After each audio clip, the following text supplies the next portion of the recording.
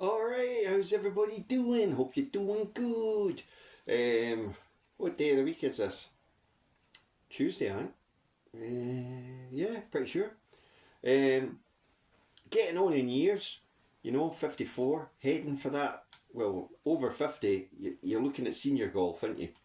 So, we've been obviously working on a swing on the channel, sharing what we're doing, improving our swing. We have been experimenting with equipment, built our own combo set of irons. However, it's always been in the back of my mind. I remember way back in the day, you guys will be the same, when the X12 Callaway irons came out and you watched Big Monty swinging them. And then the X14s as well were the same. Beautiful irons, cavity backs, but they looked pretty good. At the time they were expensive, and if you wanted to up the game to graphite shafts, oh boy did they jump in price. I remember trying them at a Callaway demo day, and I felt that hitting the 7-iron in the steel was hard work. Hitting the 7-iron in the graphite was effortless, and it just went so high and lovely, ball flight. So it got me thinking, what could I pick up to try that's not going to be a lot of money from Cash for Clubs, but with graphite shafts, so that I can experiment with. I'm pretty sure I'll be sticking with the one lengths. You'll see videos dropping in the channel. I'm absolutely hitting it brilliant. And GMAC is under the cosh, 3-0. One more win and I get him on the mantelpiece. So what I'm thinking is, could I do it? Could I play graphite shafts when I'm older? 55-ish, maybe. I don't know. Senior tour. That's what I'm thinking. So I went on Cash Converters. I'll show you this one first because it's got the price on it. I just want to double check the price because I did get a hefty discount on these. Now these are unbelievably priced, by the way. They're Callaway mid-kick, low torque, 75 gram regular flex, because I'm getting on in years and I'm not bravado enough to say that I definitely need to play stiff shafts. I got these for 125 quid delivered. 5-iron 2 pitching wedge with dry tack Win wrap grips that have hardly been used. The shafts are all in good condition. I like the look of these because for 2 reasons. One, they've got a neck and a hosel, so it's not like a... And then, all the technology in these irons is well hidden.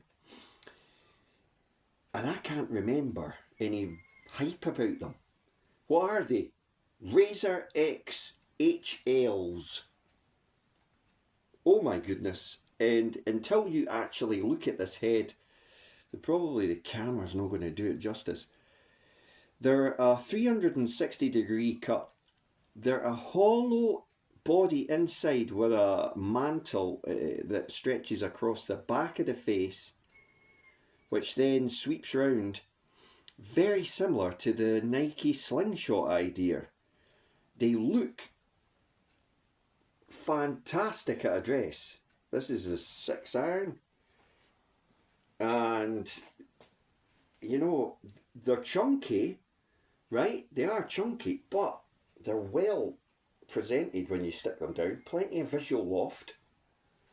I'm looking at them just now, right? They look nice. There's a kind of like bar thing, also through bore shaft, but with a hosel, right? So what else we got? We've got the 5-iron, which is the longest one. They're slightly, you can see, hopefully, it goes, it's too dark, but it goes right in hollow, and then it's low weighted. So these are high launch. Obviously the name, Razor High Launch. Razor X, they made a lot of these irons, and then there's a total 360 cut in the 5-iron right the way around it. So this is, I reckon, I reckon you will fly these babies like you will not believe. I reckon they're going to be good. We're going to obviously have them at the range. And not only that, the long irons look great. The mid irons look great.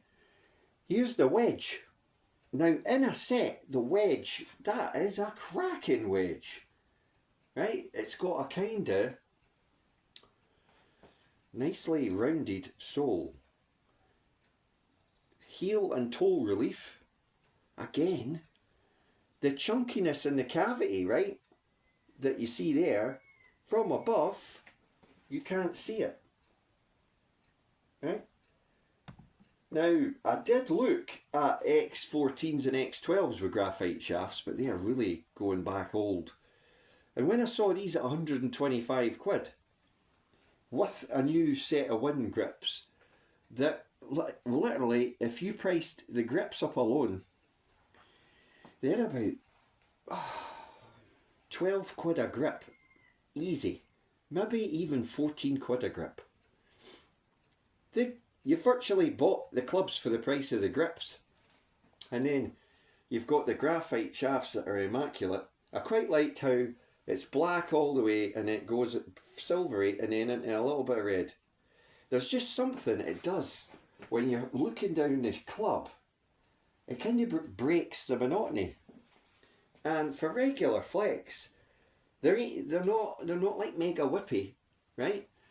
Now, you might think, Mike, come on, you're hitting your one length so good, you know, and I've got to say, if I was to try and do a combo set of these, I don't know if one length can be done in graphite. Has anybody tried it? But would you need to? Because going to graphite, I'm not sure. It's going to be a bit weird with a wedge, I'll be honest, because the 6 and the 5, they're standard, you know. They're just, if you've played one length, you'll know what I'm on about. It's when you get to the wedges, well, there's the difference, right? My one length would be the same length as that. What's that, an inch? That's 2 inches shorter, right? That's a lot. That's what she said.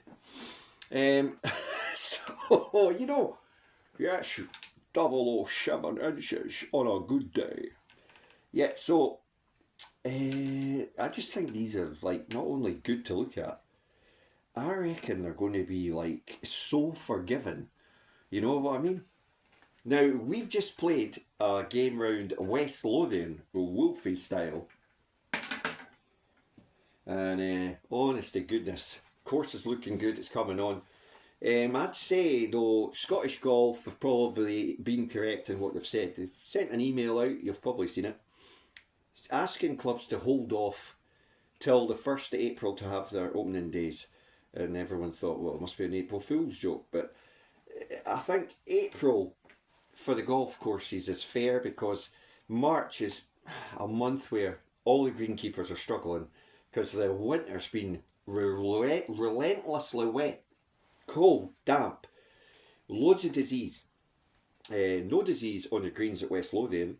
However, Stirling has fusarium stroke snow mould on every single green, which is highly unusual. The only thing I can think that can happen, and it has happened at Tillyallen only on the 2nd hole, there was a light cover in the snow, stroke it did freeze on ice. And when that happens and the sun hits the ice and heats the grass up, you get like a pocket between the ice or snow and the grass. And then, believe it or not, the fungus that lies dormant loves that little humid heat pocket, and boof, it explodes all over the grass. I know we're jumping from the clubs, but just a wee update on what's been happening on the channel and the matches that are coming up. Let's just say the West Lothian one today was a bit heated because, oh, it's just a friendly game. If I heard, it's just a friendly game, more than 4 or 5 times, funny, it's just a friendly game.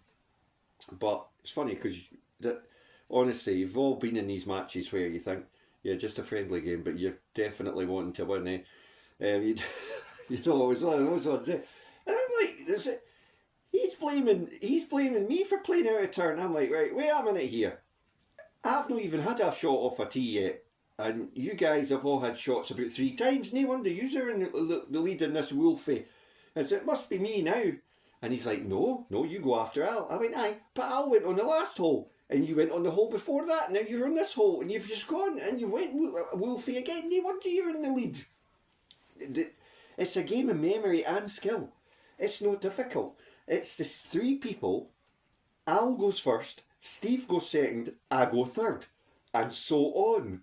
So then Steve goes first, I go second, Al goes third, and so on till Al comes round again. Anyway, you'll see the video and you'll start laughing. Also, there's another sneak preview in this video where, let's just say there's an accident with a driver, which results in that driver becoming unusable, and then Steve's like, well, you're not getting my driver.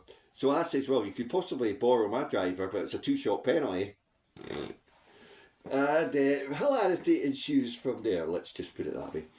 It's a good watch, and it was a good laugh, and the eventual scores on the doors were incredible in a Wolfie match. My brother holds a 2 at the last to go 9-8, 8 I believe, or it could have been 9-8-7, because I went Wolfie down the last, knowing that I would have to win the hole outright, die to go to 9, right? 2 points for the win, right? Turned it over slightly, would needed to have chipped in, but even if I had chipped in, I would hit it to 4. Well, about that. It wasn't a gimme, by the way. Good putt. Now, Al had 1 2, I had 3 2s, and no, Steve didn't have any 2s. But then he says, oh, we've not had many birdies today. And I'm like, what game have you been watching? For me now, I've been peppering pins left, right and centre and popping the ball next to the hook. I've never had so many 2s in my life. Tell you, take magic 2s when you can get them, that's what I say. Right, so, so you can imagine it's just a friendly game. Thanks for watching. We'll see you all soon. And we're guaranteed, because we're going to get Steve over to Tillyallen. He was saying he wants to come over to Tillyallen. That's if his electric motor can make it that far without having to get charged. I'm sure it will though, I'm sure it will. So we'll get through to Tillyallen for the rematch. But these Wolfie games are getting offy. They're getting offy. What's the word? Oh, it's just a friendly game. No, it's not.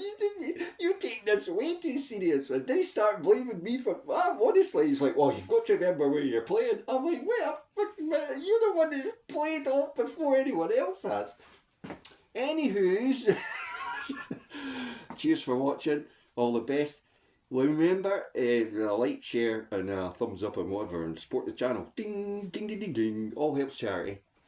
Mark Mellon, Help the Heroes, Shelter, and the Samaritans ad review. So, on that, see you all soon. Cheers now.